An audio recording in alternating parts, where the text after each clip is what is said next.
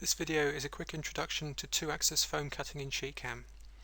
First of all, we need to set the machine type, so Options, Machine, and we make sure we have wire cutting selected. Next we need to open the drawing, so I'll just use one that I've already opened before and set it to default to the bottom left hand corner.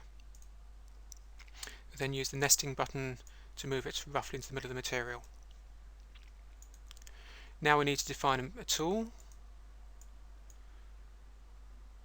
So create a wire cutting tool, tool number 1, set the diameter to 1 mm and the feed rate to 500. Now we create the wire cutting operation. We have the option to do an outside or inside offset. This compensates for the wire diameter, but only works on closed shapes. It will not work on these shapes which are open. So we'll do an outside offset. The drawing layer is 17.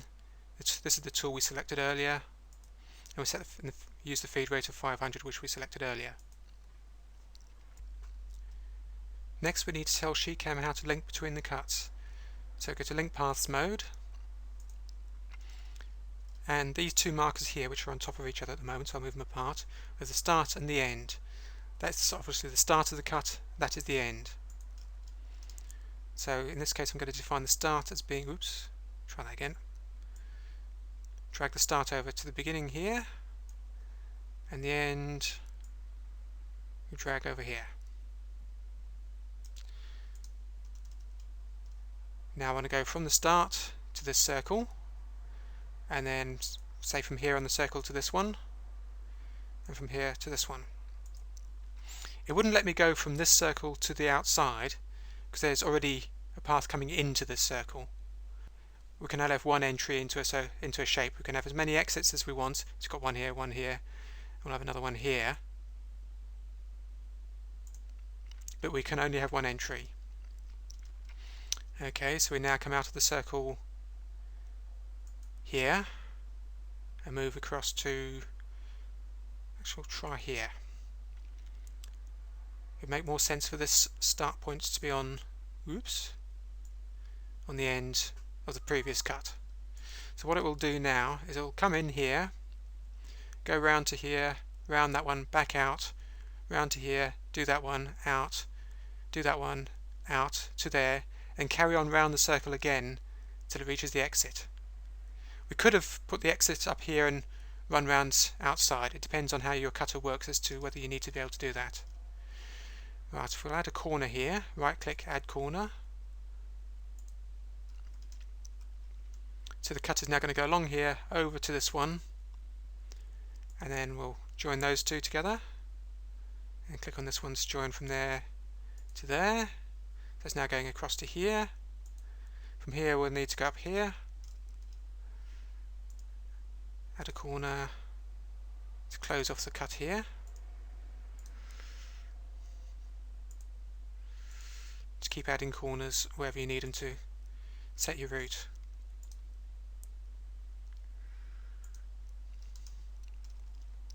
Now that's probably going to be wrong because we're not going to end up with a very convenient cut path. So I'll highlight this one, hit delete, and try again. Go from here to this one, and add corner, add corner.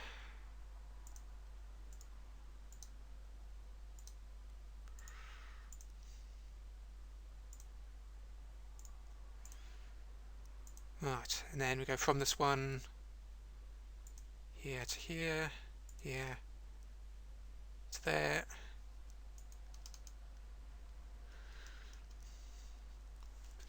and then from here we're going to be going to this circle, add a corner, and next we join these two circles up together, and we'll make sure these points are the same. You'll notice as I add the cut path, the shapes turn from red to yellow. Yellow means SheetCam knows how to get to that particular part. So we go again from the circle to the end, again end turns yellow. So we'll move this back to the same point as everything else, add corner, and there we have it. So the cut's going to come in here, do these, do this one, and then return to there.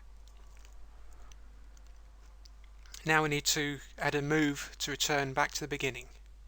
So move to given coordinate.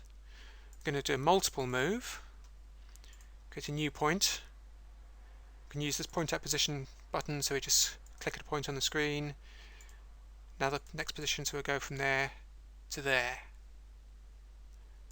Okay. Now if we go to nesting mode, it shows the cut paths. Now it's showing this path in blue, which is a rapid move, which we don't want.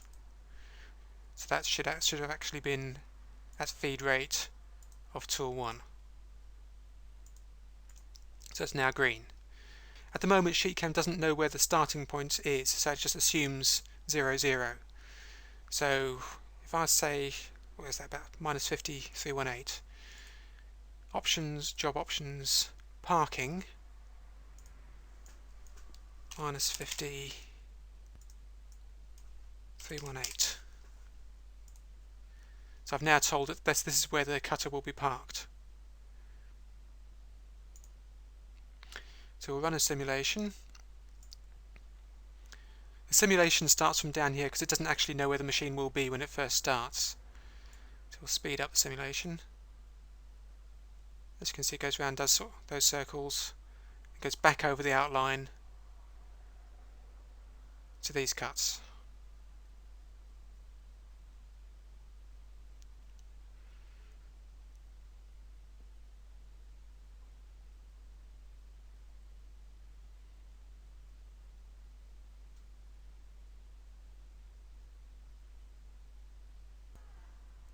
I've decided I want to change the link route in this area. So I'll first highlight the lines I want to get rid of and hit delete to get rid of them. And we'll enter a new one from here. This time we'll go to here. Add corner. And move the end, down to here. And we'll go from here up to this corner. Now we have a slight problem because it's trying to select this link rather than the end of this shape, which is not what we want. So if we right click on the link and select lock, SheetCam will now ignore this line unless you're well away from anything else. So I can now put in the link there, and again we'll have to lock this one. We now go for this link from here up to wherever it was, up here. Instead of right clicking and selecting add corner every time, you can just point at your outline and hit C on the keyboard, and it also adds a corner. It's a bit quicker. The display is very laggy in this demonstration, but that is due to my screen capture software, not due to the way SheetCam normally works. You'll notice up here there's a warning sign saying open paths were not offset. This is because these circles could be offset because they're closed shapes, but these lines are open shapes and they can't be offset. As we're common line cutting, offsetting wouldn't make any sense anyway.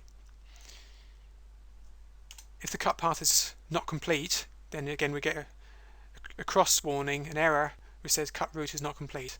And we will not get cut paths for this until we have a complete route.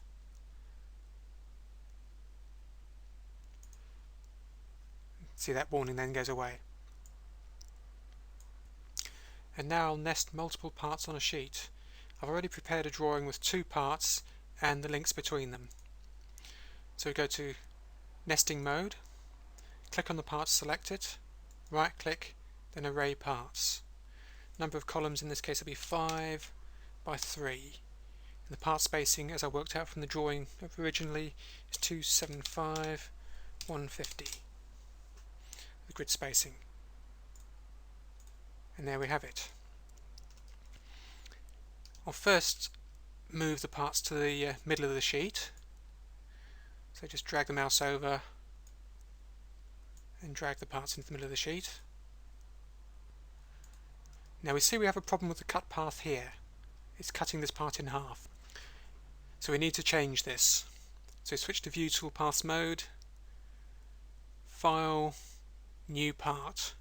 We don't want to load a drawing into this part because this part will only consist of moves. So move to given coordinate and select the first position, which should be about there. And then another one about here. Unfortunately, you have to work blind at this stage, which is a bit annoying.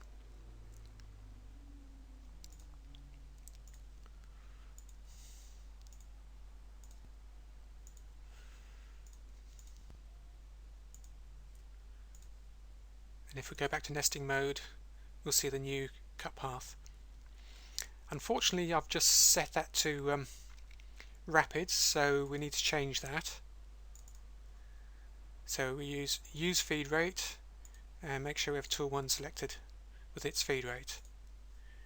And go back to nesting mode, and that cut path now looks correct. This one here is already correct, so we just need to do the return to the starting position. So we go back to View Toolpath mode, enter another move, don't need those. So we're going to go from here down to here and across out to here. So that move will be done at feed rate. Now I'll do another move.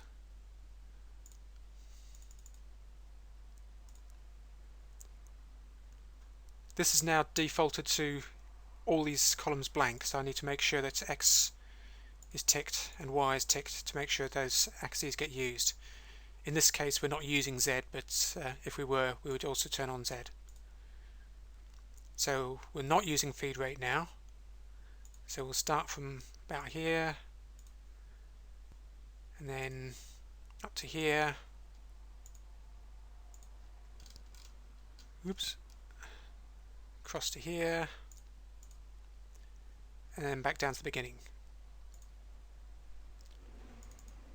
That should have been without feed rate.